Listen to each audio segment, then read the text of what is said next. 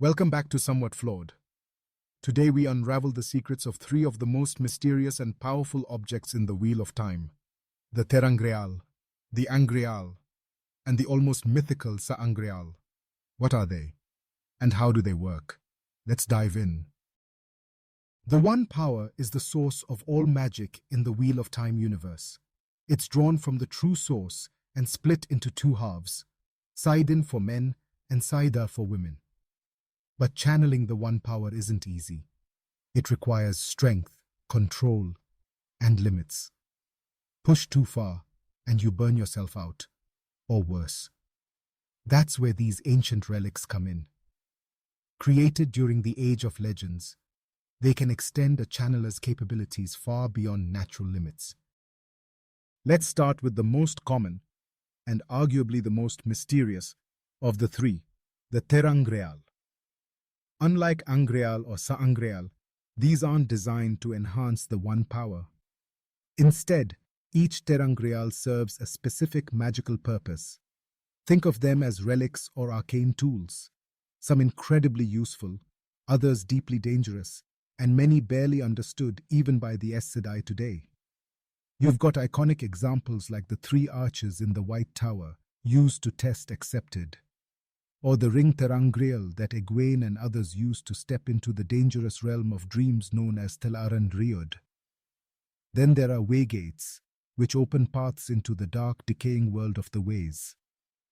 The glass columns in Ruidian, they let Aiel experience the memories of their ancestors. And here's the wild part. Some Ter'angreal only work for women, others only for men.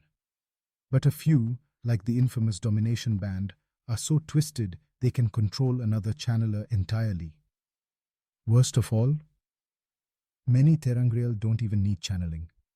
Some activate with a mere touch or presence. And others? Others have been known to kill the unwary. Now let's talk about Angreal, incredibly rare objects that allow a channeler to draw far more of the One Power than they normally could. With an Angreal, a skilled channeler can safely amplify their strength, sometimes 2, 3, even 4 times over. This isn't just a boost. It can be the difference between survival and death. Take Moiraine's small ivory carving, for example. It may look unassuming, but she uses it to fight the Forsaken, shatter powerful wards, and hold her own when sheer strength alone won't cut it. Other examples: Egwene's gold ring, Nynaeve's amber disc, and Elaine's collection gathered from Ebudar, each a powerful tool in the right hands. But don't be fooled. Even Angreal come with risks. Draw too much, push too far, and the One Power will still burn you out, or worse. And now, the titans among artifacts, the Sa'angreal. If Angreal are amplifiers, then Sa'angreal are nukes. These legendary relics grant a channeler access to colossal amounts of the One Power. So much that even a single mistake could shatter mountains, rip the land asunder, or even warp the very pattern. Among the most infamous is Callandor, the sword that is not a sword. Wielded by Rand al'Thor, it amplifies male channeling to terrifying levels. But there's a catch. It lacks the safeguards most Sangreal possess. Without a woman guiding the flow alongside him, Callandor can lead to madness or disaster.